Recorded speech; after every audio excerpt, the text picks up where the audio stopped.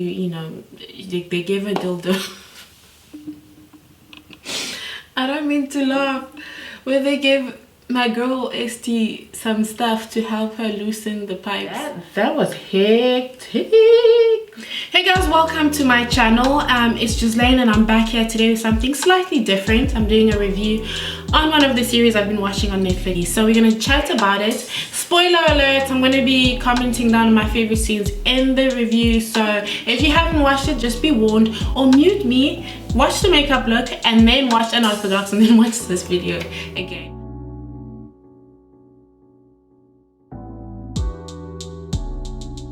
This is a nice like virtual date night look to do. Enjoy this video. Remember to give it a thumbs up. You know what to do. Let's just start the look. I just wanted to do something that relaxes us together, you know, because considering the current situation, things are a little bit daunting. What else is there to do, sis? We are quarantining and chilling. Good, I hope you guys are doing well. I really am wishing you all the best. Let me know in the comment section where you quarantining, who you quarantining with, and how it is going. So I'm gonna start by setting my face with this translucent powder. It's the Candid translucent powder from Revlon.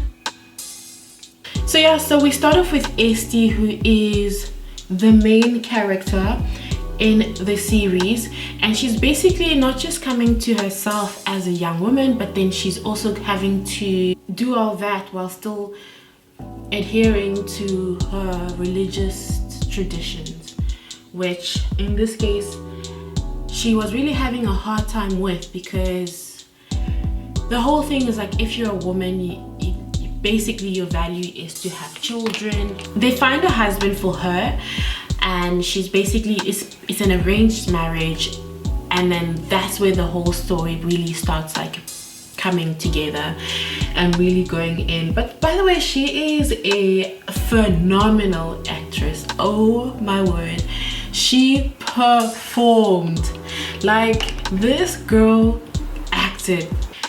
And so homegirl is freaking out, just like any young girl would be. You know, one minute you're chilling with your grandmother, having a good old funky time, and then next thing you know, you're being married off. There's this scene where, you guys, I was just like, oh, Yankee, what's going on? So there's pressure on her to like have a baby, because everybody's like, yeah, but you know so and so she's pregnant, you know so and so she's pregnant, and you know so and so, which I think that pressure is kind of what happens to many traditions of religion. And there's this scene of her having sex, guys. That touched my heart, man.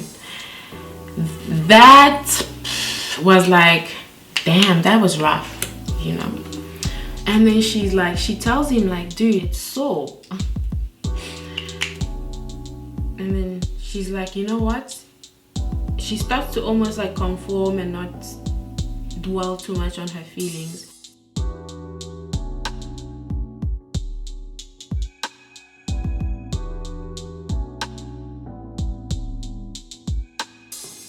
So after a while of feeling inadequate, because when people compare you, inevitably you're gonna be like, okay, what's wrong with me? So there's this scene which really stood out to me, where after she expresses how painful it is, takes off her shoes, hops on the bed, and they proceed to like try and make a baby. That was hectic, because I was like, Yankee, like the reason why it's so, bro, is because, you know, if you're gonna fry something, you need the oil to be warm, if you know what I mean. So then he just went plunging in there, and it's just her expression and like, oh, she's clearly in pain. Anyway, she decides after that, she's like, you know what, I'm leaving. And there's this scene of her like making her way out, and then she bumps into the gate, and like, why do you have your bag on you? Go drop your bag off. So she's like, F the bag, I am gonna just leave on my own. And then she gets to her singing teacher's class place, and she's got all her documents ready for her to make the departure. And that was a really hectic scene when she's leaving, and she's like in the cab like, please don't nobody recognize me, please don't nobody recognize me, because you know when you live in a certain community, you all know each other, and everybody's like, hey, hey, hey, and like she could have been caught out at any moment. So that was quite an intense scene and a well acted scene on her part. She gets all these documents to go to Germany, where I'm like, oh, how you get the documents so fast? But okay, anyway, so she makes her way down to Germany, and it's so, that part was a bit like, okay, it can't be this romantic to be like escaping into a whole other country where you don't know anyone. So she's like buying coffee at this place where she meets Mr. Man and she's like, do you not have enough hands for your coffees? Let me help you. And I was like, okay, Esty got game. So she helps him out, carry his coffees to his friends, where she meets the rest of the friends. And so she meets these friends and they have then this music band, and so her life in Germany kind of starts. And it's really exciting. I was really excited for her to be on the other side, and also because she got to meet her mom. And I think part of what gave her strength to pursue herself was to also see her mom doing her own thing. Do you know what I mean? Not conforming necessarily, but not also rebelling necessarily, but just being there for herself and doing her own thing-a-ling-a-ling, which was really also cool to see. And then you see Esther kind of exploring her femininity on her own terms, which is how she gets to like this character, this guy that she meets in Germany that she helped with the coffees.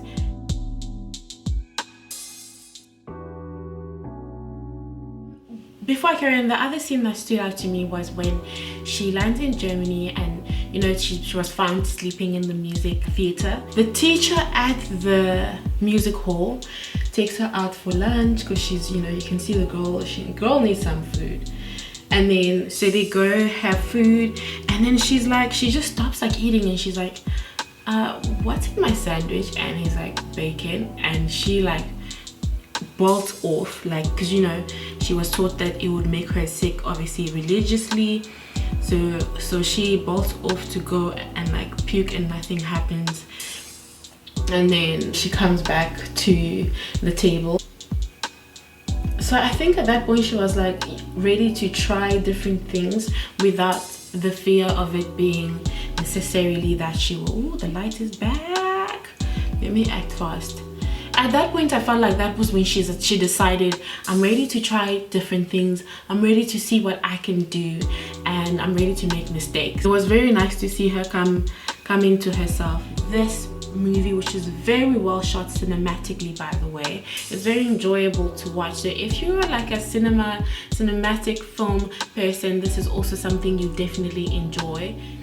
The husband and his cousin, I don't know if it's the husband and his brother, but anyway, they're given this mission to go and find Esty. And also they found out that Esty was pregnant, which only made things a little bit more amped to go and find her, because they were like, she's pregnant, she's carrying your child, finally, blah blah blah blah blah.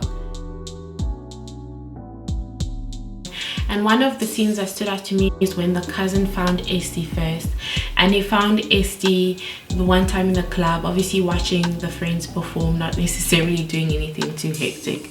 She's liking this guy and they're having like a moment in the club, and then that night they go to his place, and I'm like, okay girl, okay Esty, get your life. So yeah, Esty has, you know, the moment with him, and then the next day homeboy Yankee comes through and he's like, listen, like, you're pregnant, I bought you a gift, blah blah blah blah, like. And I was like, Yankee, Esty has been to the other guy's house, like, it's a little bit too late. You should have acted sooner, because you know he went to that strip club, that's the place where the girl gave him like a little bit of a lesson on women. And I was like, okay, maybe after this, you know, because I don't know, because they only showed the Esty side, you know, when they're teaching her how to, you know, they gave her dildo.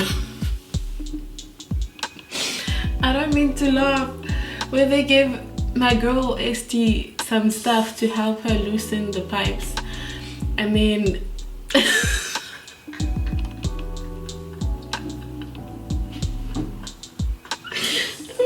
I'm laughing at this. So I'm laughing at the situation because The girl says it's so down there, you know, when things are happening, and then they give her dildos without even saying like, okay, this is how. I felt like this. I don't even. That's a whole other conversation. That's a whole other conversation. But I want to ask, did they also do the same to Yankee? Because if they did, they should have shown him how to do the things. Because homeboy just went plunging in without checking if the depth of the pool, you know, is a diving pool or not.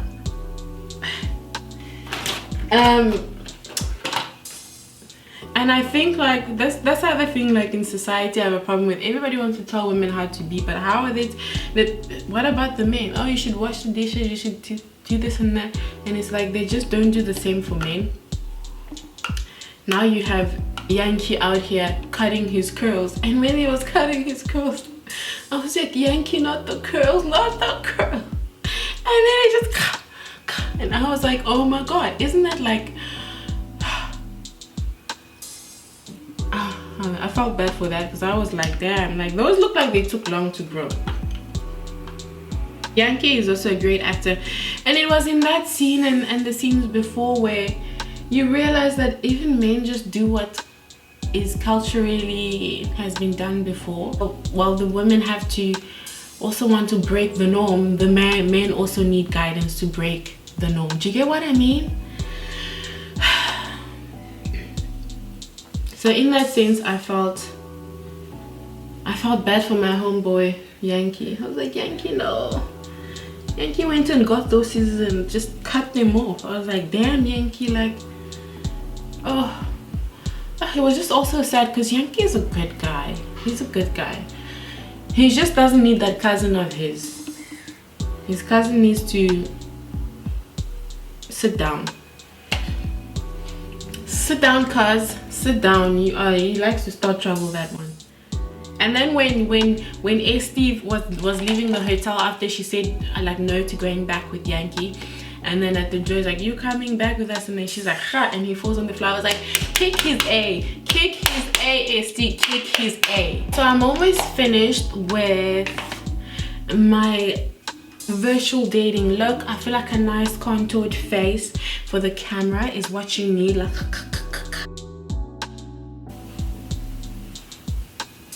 Now go straight into my remastered Huda Beauty palette and into the color Cocoa.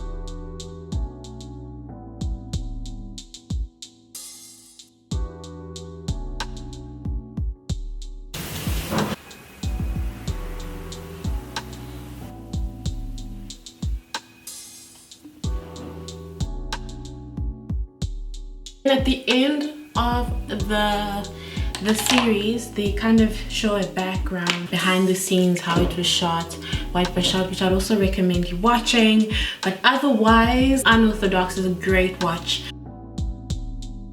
It's a really great watch, and I'm also so happy when Esther stood there and sang. Girl, I did not know what she was saying from A to Z, but I felt that. I felt that, and I was like, you sang, Esther, sang. You better sing, Esther.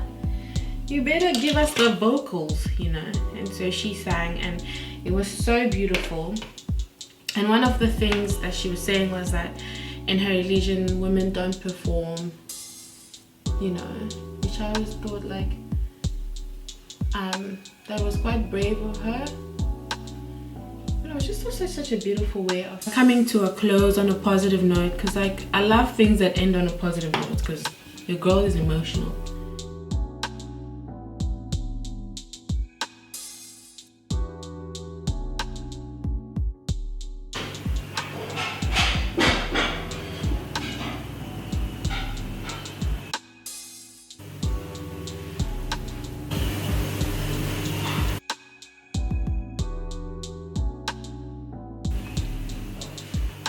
So if you want to watch that, enjoy it. I definitely recommend it. I'm giving it an 8.5 out of 10. That is my Netflix review on Unorthodox. Please comment down below, let me know what's your favorite part. I also hope you enjoyed this makeup look today. Let me know as well if you try it out. I have put all the descriptions of everything I've used in the comment section below. Thank you so much for watching. Keep positive and make the most out of this, and keep healthy as well. Bye, see you. Bye.